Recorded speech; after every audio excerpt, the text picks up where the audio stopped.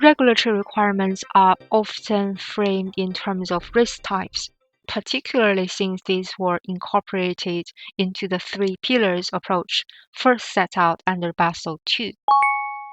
Pillar 1, this covers the calculation of risk exposures and risk-weighted assets, RWA, for credit, market, and operational risk.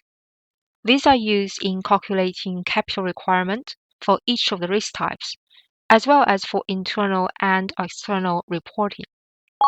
Pillar 2, this requires banks to undertake an internal capital adequacy assessment process, ICAP. The ICAP must cover any issues with Pillar 1 risks, such as potential errors when calculating risk exposures, details of all other material risks, such as model risk, where the level of capital held is sufficient, and for risk types where holding additional capital is not an appropriate mitigant, such as liquidity risk, that the mitigation in place is adequate. Regulators review and may challenge ICAPs before setting capital requirements for each bank. And finally, Pillar 3, this requires banks to publish information on their risk exposures, risk management framework, and capital adequacy using a series of standard formats.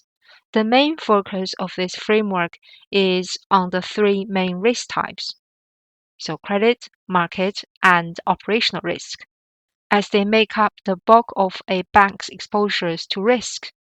It recognizes, however, that there may be issues when measuring and reporting these risk types, and that banks are exposed to a range of other material risks.